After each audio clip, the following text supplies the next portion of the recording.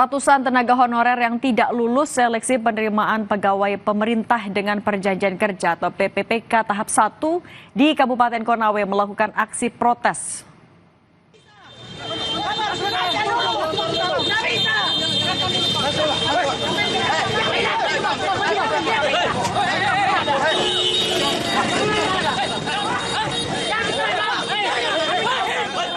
Awalnya massa mencoba menghadang kendaraan PJ Bupati Konawe di depan kantor Bupati Konawe. Mereka mencoba untuk bertemu PJ Bupati dan berdialog.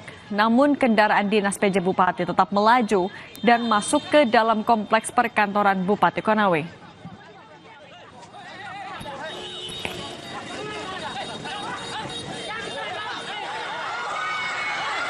Demo pun berlangsung di depan kantor Bupati Konawe. Aksi saling dorong antara demonstran dan aparat yang berjaga pun tak terhindarkan. Bahkan satu orang peserta aksi pingsan. Dalam aspirasinya, massa menuntut agar pemerintah daerah memverifikasi ulang sejumlah tenaga honorer yang lulus karena diduga adanya maladministrasi atau dugaan pemalsuan dokumen. Pemerintah daerah melalui Badan Kepegawaian dan Pengembangan Sumber Daya Manusia berjanji akan melakukan verifikasi berkas antara lain untuk melihat apakah mereka yang lulus tes benar-benar aktif mengabdi sebagai tenaga honorer di Kabupaten Konawe. Banyak K2 yang sudah lama tidak aktif, tiba-tiba mereka tes. Banyak honorer yang juga tidak aktif, mereka tes. Itu akhirnya menggerus orang-orang yang betul-betul honor aktif tiap hari di kantor-kantor Pemda Kabupaten Konawe. Maka dari itu kami meminta kepada Bapak Bupati dan instansi yang terkait, Pak Sekda, untuk memverifikasi ulang 2.282 orang itu. Kepada para yang sudah lulus di pengumuman kemarin, seluruh berkas-berkas dokumennya yang lengkap mulai dari keaktifan, sehingga kita bisa verifikasi bahwa dokumen tersebut memang betul-betul mereka aktif. Karena yang mendaftar saat ini, yang mendaftar dinyatakan aktif bekerja, karena terbukti bahwa kepala OPD, pimpinan di OPD itu menandatangani surat aktif bekerja. Ya, intinya kita mendeteksi bahwa rasa keadilan itu bagi yang lulus dan yang tidak lulus. Jangan sampai juga kita bilang bahwa dia tidak aktif, ternyata dia aktif. Merasa dirugikan atas penyempitan sungai yang menggerus pendapatan petani dan nelayan, para petani dan nelayan di Lumajang, Jawa Timur melakukan unjuk rasa menuntut pengelola tambak udang memperbaiki sistem pembuangan limbah dan melakukan revitalisasi sungai. Unjuk rasa berlangsung ricuh.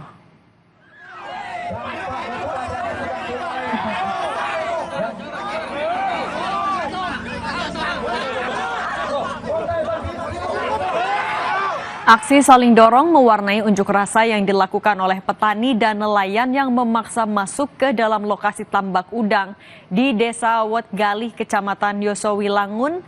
Pendemo yang berasal dari 4 desa kesal karena menilai pihak tambak udang tidak pernah menghiraukan keluhan mereka. Massa mereka dirugikan karena adanya penyempitan sungai yang melewati kawasan pengelola tambak PT Bumi Subur. Akibatnya air sering meluap ke lahan pertanian warga saat terjadi hujan.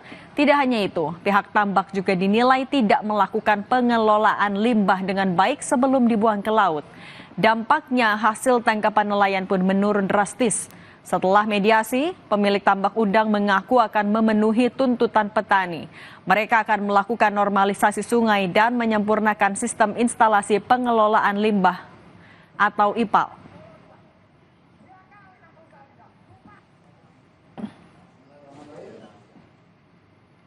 Seorang sopir taksi online menjadi korban pembacokan oleh sekelompok orang. Peristiwa ini terjadi di Jalan Raya Ciputat, Parung, Bojongsari, Kota Depok. Korban meninggal dunia di lokasi kejadian.